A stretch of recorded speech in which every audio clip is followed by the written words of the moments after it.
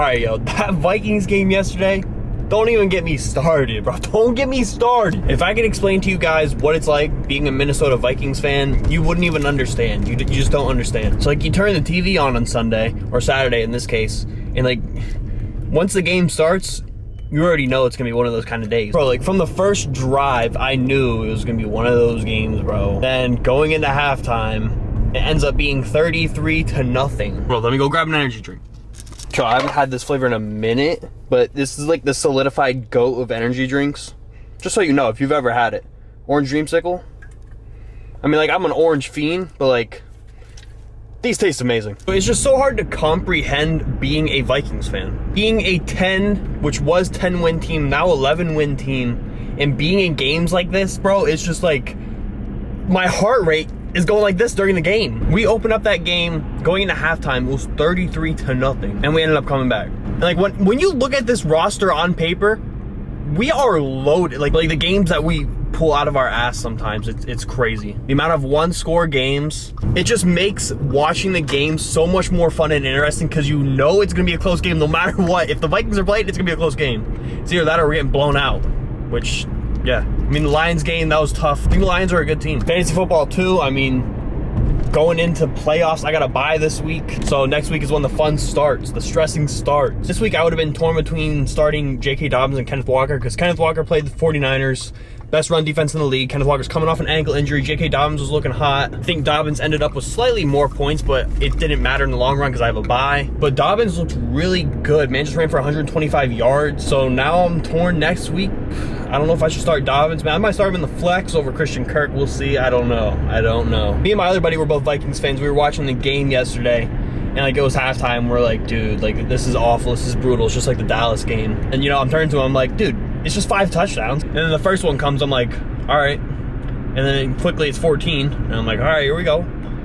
Then 21. 28, I'm like, oh my God, 28-36. What the hell? And dude, the refs were trying to rob us of that game the entire time, and you cannot say it was the other way around, because I've seen people say that the refs gave the game to the Vikings. How the hell were you watching the same game? And dude, at halftime, the entire media is just shitting on Kirk Cousins. Like, bro, none of that was Kirk Cousins' fault. If you were watching the game, you knew, I mean, maybe the interception was, but you can argue that was on Jalen Reagor too, which I think it was on Reagor. Reagor didn't know what he was doing. Name was floating the wrong way in the route, and then the second interception was also on Reagor because he stopped running. Dude, none of that first half was on Kirk Cousins, except for the interception, arguably. Block punt, the Dalvin Cook fumble. What else am I missing? The opening kickoff, they returned to the 50. The special teams was just playing like shit. Kevin O'Connell knows how to coach your team, and we know that now. Man turned us around from a 33-0 lead, and we won 39-36. Two to be my Scotty.